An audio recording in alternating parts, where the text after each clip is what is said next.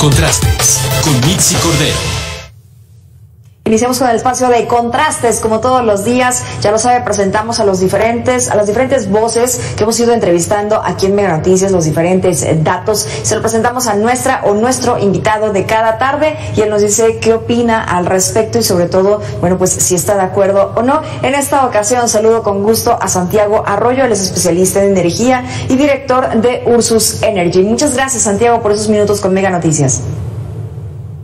¿Qué tal, Mitzi? Un gusto estar con ustedes. Muy buenas tardes.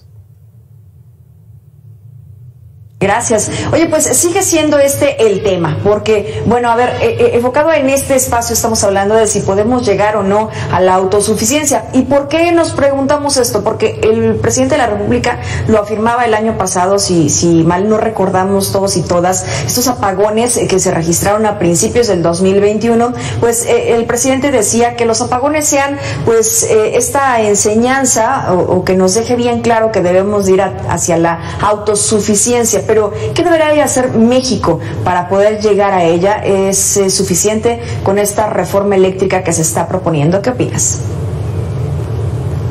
Bueno, de entrada, una autosuficiencia energética en un país miembro del G20 bajo las, digamos, condiciones como las que tiene México, tanto económicas, geográficas, climáticas y todo lo demás, estamos hablando que es imposible que sea autosuficiente. Un país como México, con una base industrial como la que tiene, de industria de la transformación, de turismo también, es imposible que llegue a una autarquía energética, es decir, a este aislacionismo energético. Realmente no hay ningún país. Es más, vamos a poner el paralelismo con los Estados Unidos de América al momento de imponer sanciones a la importación de crudo ruso. Perdió cerca de 2 millones de barriles diarios de importaciones a Estados Unidos. Entonces, estamos hablando de una de las economías más poderosas del mundo. Entonces, en ese sentido, una autarquía o un aislacionismo energético es imposible. Ahora, más si es posible, vaya, finalmente lo puede buscar cualquier nación. Sin embargo, no es nada benéfico para un país con las características de México y con el crecimiento que debe de tener un país como México, ¿no? Entonces sí es algo muy complicado. Y ahora, respondiendo a tu pregunta, específicamente a esta reforma que pretende hacer una especie como de nacionalización del sector eléctrico del país, pues bueno, ya lo han referido muchísimos de mis colegas. De entrada, pues el Tratado de Libre Comercio, bueno, el famoso TEMEC con Estados Unidos y Canadá, se viene vulnerado, así como otros tratados de libre comercio y de aspectos mercantiles comerciales de México con otros países de Europa y de Asia Pacífico. En este sentido, pues de entrada ya se está poniendo en un riesgo al país como tal por posibles sanciones, porque finalmente, así como Rusia hizo este ataque contra Ucrania en una escalada militar, también existen guerras comerciales. Y entonces México lo que estaría emprendiendo ahora sí que a través de la Administración Pública Federal y del partido mayoritario en el Congreso, pues es prácticamente una guerra contra el mundo a nivel comercial en materia energética. Oye, a Santiago, o dicho en otras palabras, es como si se estuviera nadando contra corriente. Y no porque ir con la corriente sea malo, sino simplemente que si esta propuesta o esto hubiese sido hace más de 30 años, no sé qué opinas, pudiera haber sido viable, pero actualmente en un mundo tan globalizado es complicado. Sí, en efecto, el gran problema que tiene México es que es un país hiperconectado y uno de los países del mundo que tiene una mayor conectividad en materia de internet, de comunicaciones y también en industria. Entonces estamos hablando que en sí México es el ombligo de América, del continente americano. No nada más geográficamente estamos casi a la mitad del mundo, sino también somos, digamos, la puerta de entrada hacia Occidente, de Latinoamérica hacia Norteamérica. Europa de Europa y el Pacífico hacia Norteamérica. Realmente somos el acceso, la puerta de entrada, y por ende pues debemos de ser un país que deba de estar a la vanguardia en todos los aspectos, tanto tecnológicos, industriales, sociales, en todos los sentidos. Y sí, en efecto, una cuestión como la reforma energética planteada por parte del grupo mayoritario del presidente López Obrador, pues hubiera sido, digamos, correcta quizás a la luz de un gobierno y de un contexto como el de la Primera Guerra Mundial, ¿sí? Sin embargo, pues en ese entonces estamos hablando que México estaba inmerso en una guerra civil llamada la Revolución Mexicana. Sin embargo, pues un escenario de autarquía y de aislacionismo energético hubiera sido favorable para el desarrollo posterior de México postrevolucionario. Estamos hablando de contextos totalmente distintos y dispares a los de México actualmente. Sí, bueno, yo me quedé corta diciendo 30 años realmente con lo que nos acabas de decir. Si te parece bien, vamos a escuchar a Paul Alejandro, que también es experto en energía y que, bueno, pues él en energía renovable, y él nos asegura que la concentración de varias atribuciones, que es otra de las cosas que también plantea la reforma eléctrica a la Comisión Federal de Electricidad, no es viable y que podría no ser un beneficio para los consumidores, pues al finales que somos todos nosotros. Así que vamos a escucharlo y tú me dices qué opinas. La idea de crear una CFE que no solo conjunte y vuelva a meter en una sola canasta transmisión, distribución, generación, comercialización, además va a regular, además va a ser el único comprador, además va a ser el único vendedor. Entonces yo no veo de ninguna manera que esto beneficie al ciudadano, al consumidor, porque está creando una discrecionalidad terrible. ¿Coincide, Santiago?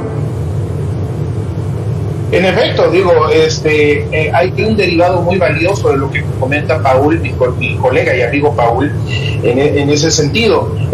Pues realmente México, como país, vamos a ponerlo así, como nación, como el Estado mexicano que conocemos actualmente, no tiene la capacidad financiera para poder soportar una industria energética integradora o integrada dentro del Estado mexicano. Precisamente por eso fue la reforma energética del 2013, porque el Estado mexicano decidió procurar inversión, o más bien inversión o gasto público direccionado a programas sociales, salud, seguridad pública, derivado pues obviamente de las acciones de gobierno que habían emprendido sesiones anteriores. Entonces, en ese sentido, pues se da paso a digamos, a esta disgregación, o vamos a verlo desde un punto de vista más de negocios.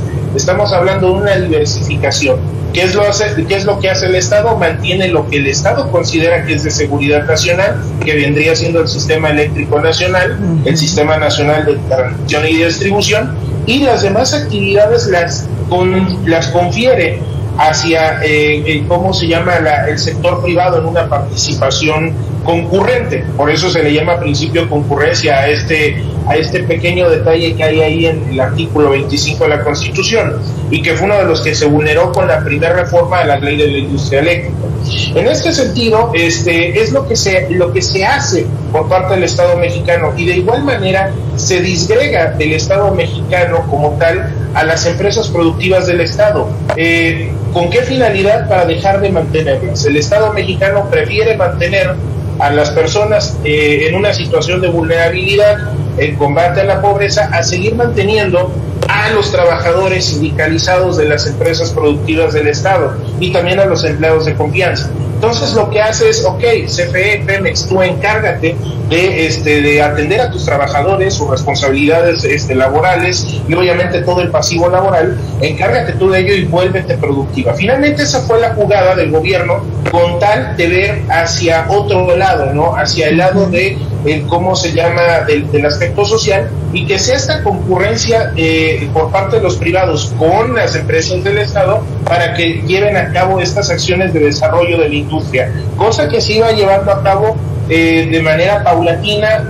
Un error de comunicación del gobierno de Peña Nieto fue precisamente esta cuestión de comunicar cuándo se iba a empezar a ver estos resultados positivos. Fue una cuestión que no se hizo en su momento, al contrario, igual que este gobierno, mintieron acerca de los beneficios de sus propias reformas, haciéndolos pues como si fuera una varita mágica, y nunca le explicaron a las personas de manera directa y veraz que no iba a haber ningún cambio en sus recibos de electricidad ni tampoco en los precios de las gasolinas y los combustibles. Realmente tampoco no hubo una comunicación certera respecto a los subsidios que se aplicaban previo a la reforma y que por eso se tenían precios ficticios por parte de los combustibles. Entonces, eso fue lo que está planteando la reforma de ¿cómo se llama?, del presidente López Obrador, es volver a regresar a esta integración, a volver a adoptar y arropar, y que el dinero de los contribuyentes ya no se vaya a sectores vulnerables, a salud o seguridad,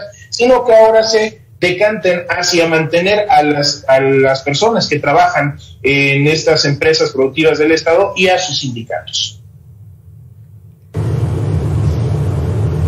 Y a sus sindicatos, que vaya que ha sido también un problema, ¿no? En algún momento aquí en Mega Noticias revisábamos estas jubilaciones, pensiones de oro, y ahí está incluido la Comisión Federal de Electricidad, ahí está incluido Petróleos Mexicanos, algo que tampoco, pues ha podido ser cambiado de ningún modo, ¿no? Pero bueno, ese es otro tema, dirían por ahí. La reforma eléctrica tampoco prevé fortalecer, a pesar de lo que se dice, tampoco se prevé fortalecer a la Comisión Federal de Electricidad. Esto, Santiago, nos lo dijo Arturo Carranza, director de proyectos de energía en AXA Consultores. Yo me voy a adelantar a la pregunta, lo vamos a escuchar, pero entonces, ¿qué sí podría fortalecerlo? ¿Qué sí podría ser viable? Vamos a escucharlo y tú me dices lo que opinas. En países donde se han logrado bajar las tarifas eléctricas, siempre han habido 4 actores, ¿sí? En este caso, un regulador, un operador, uno que despacha y un generador. La desaparición de la CRE y del SENACE van a hacer que ese par de jugadores muy importantes no existan. Adelante, Santiago. Pues bueno, respondiendo a tu pregunta de manera directa, ¿qué es lo que se necesitaría para que la CFE pueda fortalecerse en este sentido? En un sentido de darle valor al Estado mexicano. Pues bueno, precisamente una de las principales es este refuerzo al comercio internacional. Todo lo que es el tema de importación de ¿cómo se llama?, de gas. Derivar la generación de ciclos combinados pudiera ser también una gran fortaleza, realmente CFE Energía es una máquina de hacer dinero. CFE Energía es la que se encarga de esta parte del trading internacional del gas, y es una máquina de dinero que le da una fortaleza tremenda a la Comisión Federal de Electricidad. También el suministro básico es una máquina de hacer dinero para la Comisión Federal de Electricidad. De igual manera, esta área, el suministro básico, pues es lo que pagamos en nuestras casas, ¿no? Es ese, el grueso de los clientes que tiene, de los 75 millones de clientes que tiene de Comisión Federal de Electricidad. Pero así como entra dinero, como tú lo has calificado, en esta máquina de dinero, por aquí también se está yendo, ¿no? Sí, el gran problema de las empresas del Estado es que tienen un pasivo laboral enorme. Vamos a estandarizarlo. Entre Pemex y CFE, cerca del 30% de su gasto es pasivo laboral. O sea, estamos hablando que una tercera parte de lo que ingresan se va en pasivo laboral. Y ahí es donde también el Estado mexicano tiene una gran responsabilidad al no establecer una política correcta para el manejo del pasivo laboral y de las pensiones de los trabajadores. Si bien es cierto, es un derecho que ellos tienen, pero también debilitan a las empresas productivas del Estado, y eso es un gran elemento de riesgo, y es ahí donde realmente se tiene que enfocar el gobierno de la República para remediar esa parte, y ahí se comenzaría también a remediar también esta crisis económica que vienen jalando las empresas productivas del Estado, en especial la de Petróleos Mexicanos. Sí, totalmente. A ver, vamos a escuchar otro también de las entrevistas que hemos hecho aquí en Mega Noticias. La reforma eléctrica no garantiza que baje la tarifa de luz, al contrario, esta seguirá aumentando sin importar que esté subsidiada. Esto, por su parte, nos lo dijo Víctor Ramírez, vocero de la plataforma México Clima y Energía. En esta entrevista en particular, sí te voy a pedir qué opinas, si coincides o no coincides. Escuchemos. No hay forma de que comprándole más energía al generador más caro baje el precio de la energía eléctrica. Las tarifas de energía eléctrica a partir del 28 de diciembre de 2018 las pone el Ejecutivo y se van incrementando de acuerdo a la inflación. Y eso no va a tener nada que ver con si se incrementa el costo de los combustibles, si se incrementa el costo de la tecnología. No tiene nada que ver. No dependen absolutamente de los costos de la energía ni de los insumos. Sin embargo, hay que decir que el 90 o más del 90% de los hogares mexicanos estamos en tarifa subsidiada. ¿Coincides?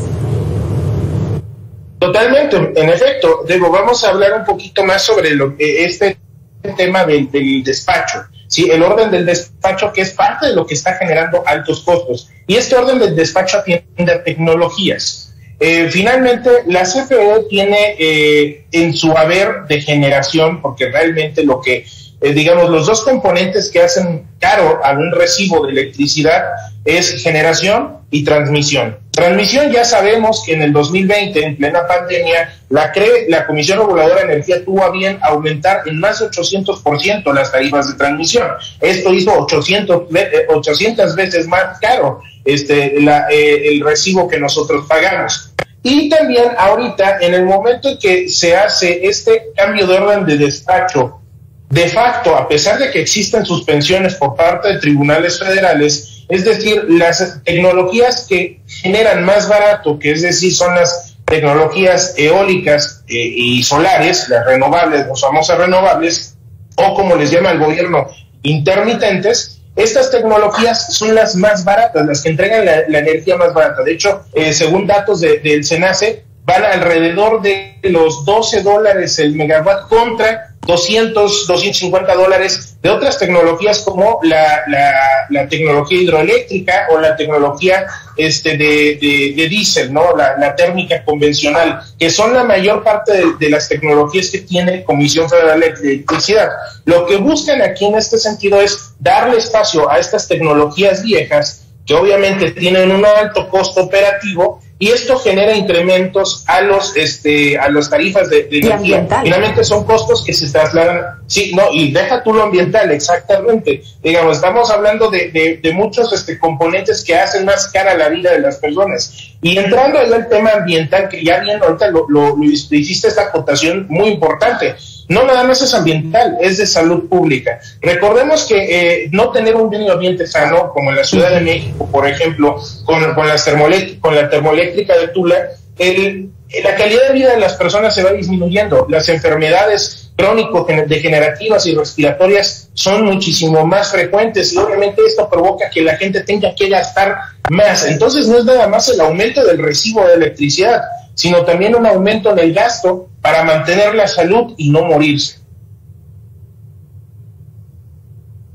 Y esto que nos acabas de decir es bien importante, porque generalmente nos hacemos esta pregunta, a ver si efectivamente, como dicen en la publicidad del gobierno federal, efectivamente vamos a pagar menos luz. Hemos estado escuchando muchos de estos comerciales, bueno, previo a la veda que tenemos actualmente, o que tiene actualmente el gobierno de los 3 niveles, y es así, pero este tema que tú has puesto sobre la mesa, el que tiene que ver con la salud, y que, vamos, aquí en México el tema de la prevención en la salud está muy pobre, porque ya hasta que se nos presenta la enfermedad, entonces vemos cómo nos tomamos ese medicamento, es que vemos cómo vamos al médico, pero previamente no lo hacemos, y eso es básicamente algo de lo que está pasando. A ver, ¿qué ha pasado también con los proyectos de almacenamiento subterráneo de gas natural? ¿Cómo iba esa propuesta que se hizo en la pasada administración? Se canceló en esta, luego como que la retomaron, pero no sabemos exactamente en qué va. ¿Tú tienes alguna información?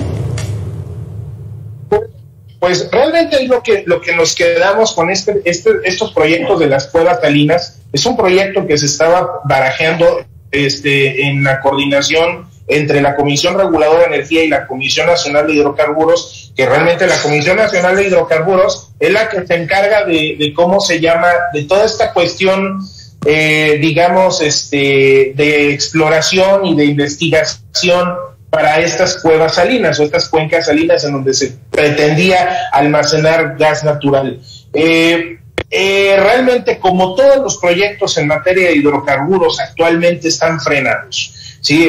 Por política energética, a pesar de que es una política energética eminentemente petrolera, no le dan espacio al gas natural. Finalmente, la industria del oil and gas, es decir, el petróleo y estos temas energéticos, pues nos llevan también al gas natural como uno de los insumos más importantes. Incluso, por ahí Eleazar Castro mencionó hoy en el Reforma el gran elefante blanco, que es el gas natural. El gas natural, además de ser el energético o el combustible transicional, es decir, el que nos va a ayudar a transitar de energías fósiles a energías renovables, y por eso guarda una enorme importancia, tanta importancia que actualmente el conflicto bélico que nosotros estamos viendo en Europa del Este es precisamente por el gas. Entonces, estos temas están totalmente frenados y se están enfocando a una política dirigida al petróleo como aceite como tal y a la refinación, que son dos de las áreas, sobre todo el área de refinación, es una de las áreas que menos producción y menos valor le dan a cualquier negocio. Es decir, es el área de negocios que más pierde, el área de refinación, de todas las áreas de hidrocarburos. Entonces, a la fecha, estos proyectos están frenados, al igual que las rondas petroleras. Pues vamos a estar al pendiente entonces si de alguna forma se les quita este freno, porque pues también es otro de los temas importantes. Oye, todavía de lo que nos dijo Víctor Ramírez, y que esto me da pauta precisamente para saber lo que opinas tú al respecto, es de que esta reforma en particular hay grandes posibilidades de que no se apruebe. Una de las posibilidades es porque no se junten todos los votos que se necesitan. Por el otro lado, la presión internacional que hay, estas visitas que está haciendo Estados Unidos, ya van 3, y que el día de hoy estamos haciendo la revisión de esta última, que aunque es el enviado para los temas del clima, pues también tiene que ver con esto, ¿no? Con esta preocupación que tiene tanto Estados Unidos como Canadá. No hemos escuchado mucho que haya una preocupación por parte de España. Sin embargo, bueno, pues que te presione Estados Unidos me parece relevante. Vamos a escuchar lo que nos dijo Víctor Ramírez y tú me dices qué opinas. Parece que no va a aprobarse la reforma, o al menos eso dicen ahora la mayoría de la Cámara. Yo espero que no suceda, que no pase. Meterían muchos conflictos al país, en problemas económicos, en problemas bilaterales. ¿Coincides? Coincido totalmente con lo que refiere Víctor con relación a que esta reforma es muy complicado que vea la luz a nivel legislativo. Quizás pudiera ser que en la Cámara de Diputados pueda ser aprobada y mandada a revisión a la Cámara de Senadores. Y muy probablemente en la Cámara de Senadores ahí encuentre su fin esta reforma. O sea, la verdad es que hay una alta probabilidad. Ahora también, si hablamos de números de matemática legislativa, son cerca de 60 legisladores los que necesita Morena. Casi toda la bancada de Revolucionaria Institucional, por ejemplo, y es una bancada que no está tan dividida, a pesar de que hoy salieron 2 iniciativas bastante curiosas y muy creativas, por decirlo de alguna manera, por parte de 2 legisladores de esa bancada, que no, por cierto, no está respaldado por la bancada. O sea, fueron iniciativas propias de estos 3 legisladores, ¿no? 2 legisladoras y un legislador del PRI. Y digamos, son 3, faltarían cerca de 57 legisladores más que convencer, y eso tiene un costo político muy alto, y más con la cercanía de la revocación de mandato y de las elecciones de este año en varios estados de la República. Entonces, sí coincido plenamente con Víctor en ese sentido. Ahora, donde coincido, digamos, a medias, por así decirlo, es en el tema internacional. francamente se ha estado creando una narrativa de que el extranjero va a venir a salvar a México, y no es así. Estados Unidos tiene una política exterior muy diplomática, son maestros de la diplomacia. Envían primero a personas de su gabinete para evaluar cuál es el escenario en el que está México. Lo que están haciendo estas visitas es evaluar la fortaleza institucional, la fortaleza legal, la situación política y social, para eventualmente ellos saber qué mecanismos de acción van a tomar, si algún tipo de guerra comercial o acciones de carácter legal, lo cual pues de ninguna manera vendría a salvar a México de esta reforma, en lo absoluto, ¿sí? Al contrario. Entonces, porque finalmente Estados Unidos tiene sus propios intereses y lo que va a buscar es proteger sus intereses, no va a buscar proteger de ninguna manera a México y a su población. Entonces, ese es aquí el meollo del asunto, en donde sí van a haber consecuencias graves a nivel internacional que van a sumir a México en un problema, en un ostracismo económico que pudiera llevarse hasta 100 años en recuperarse. Entonces, no es exagerado, simplemente este escenario de aislacionismo que se está apostando, pues resulta bastante peligroso, y yo, al menos como mexicano, como abogado que soy especialista, no me gustaría ver un escenario del país, México, sometido a tribunales internacionales por algún tipo de responsabilidad por romper tratados internacionales. No, y ninguno de nosotros en realidad. Santiago Arroyo, muchísimas gracias por tus comentarios y por tu conocimiento también compartido con el público de Mega Noticias. Siempre es un gusto poder platicar contigo, especialista en energía y director de Ursus Energy. Ojalá pronto podamos coincidir de nuevo. A tus órdenes, un placer, Mitzi. Muy bonita tarde a ti y a tu auditorio. Que tengas excelente tarde. Vamos a la pausa y regresamos con más.